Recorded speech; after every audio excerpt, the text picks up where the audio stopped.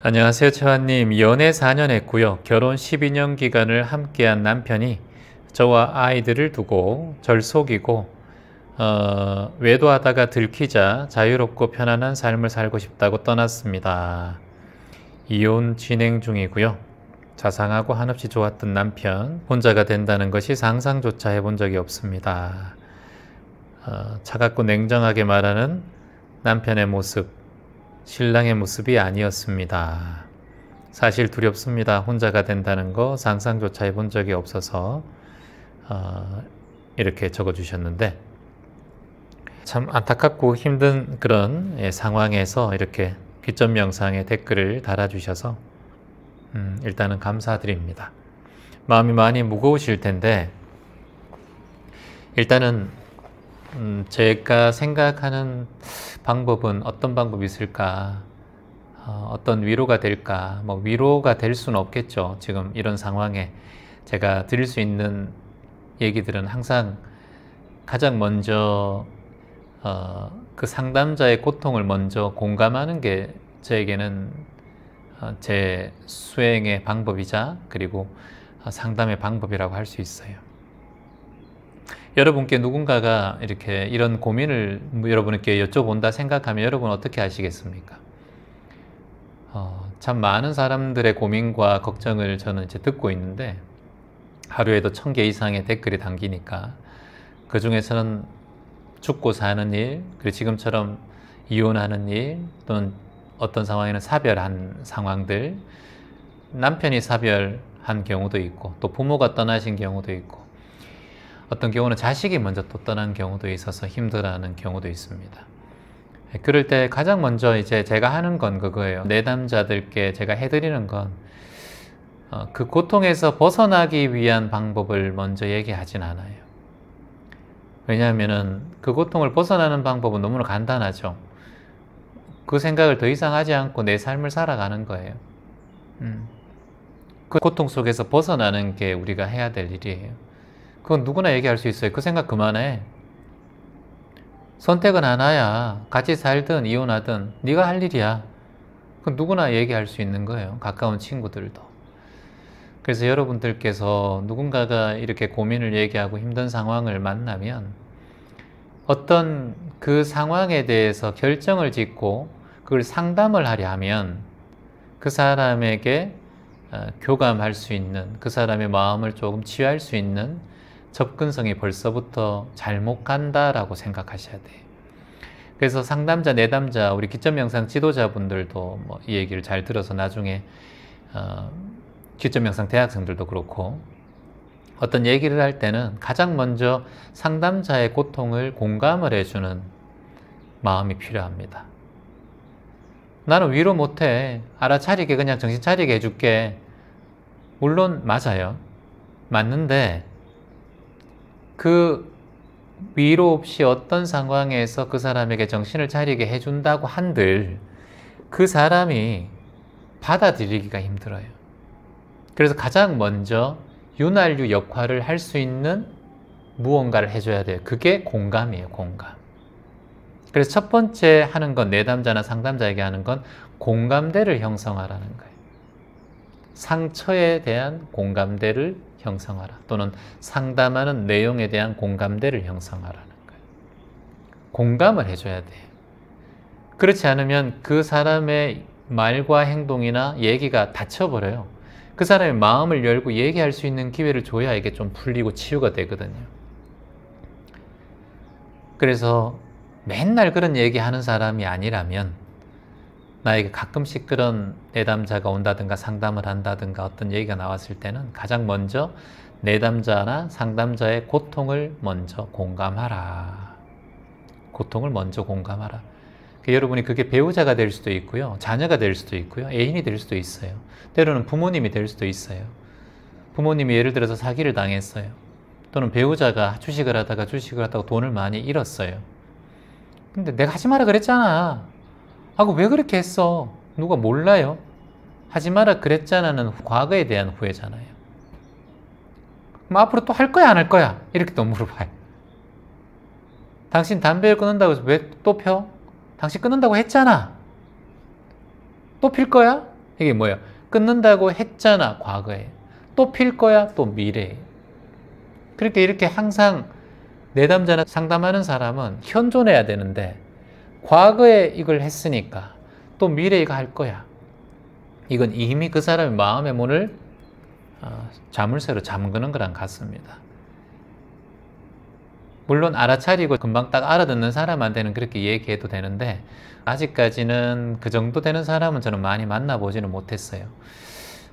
그래서 처음에 하는 거는 상담자의 고통을 먼저 공감하라. 이게 여러분 상담하는 첫 번째 요령이라고 제 개인적으로는 생각을 해요.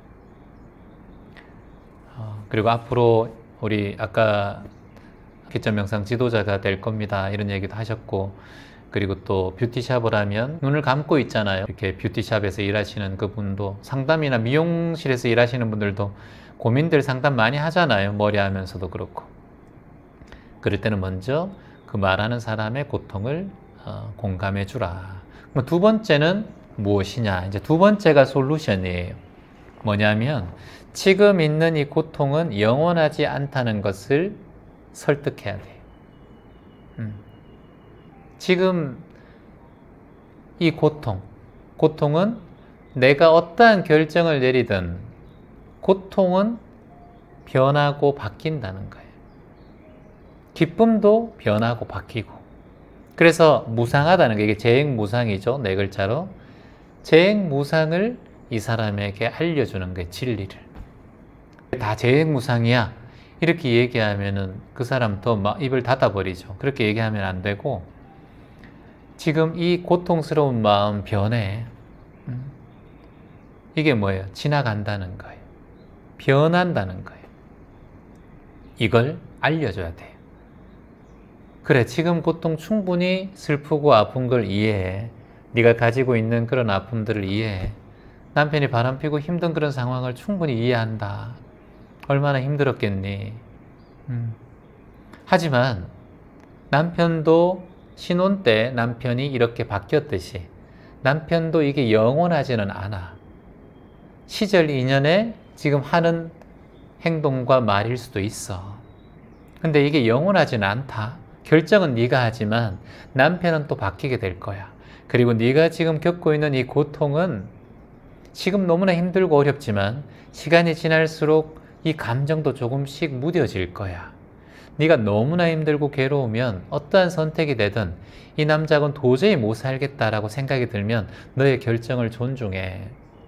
하지만 지금 네가 겪고 있는 이 고통과 마음, 이건 바뀐다. 그러니까 너무 급하게 마음 내지 말고, 아이들이 어리다면 조금 더 아이를 지켜보면서 네 삶을 준비하면서 이혼을 준비해도 늦지 않아.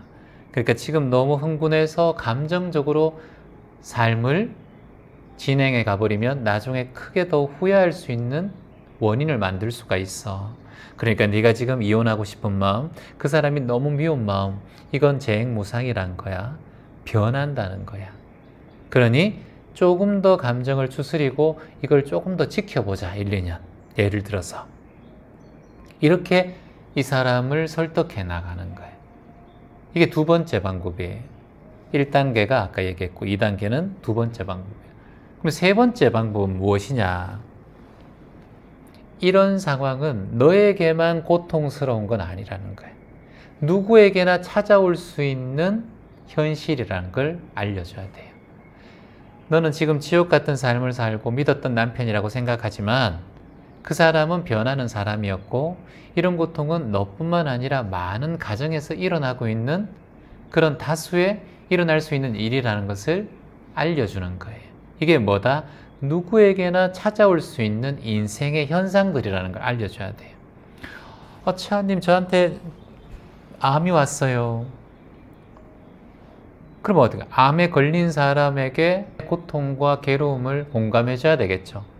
안타깝네요. 어떻게 가족력이 있어서 그랬습니까? 아니면 스트레스를 많이 받았습니까? 최근에 마음이 힘들었던 적이 있었습니까? 아니면 지병이 좀 있었습니까? 이렇게 서로 공감대를 형성해 주는 거예요. 그 다음에 어떻게 해야 된다?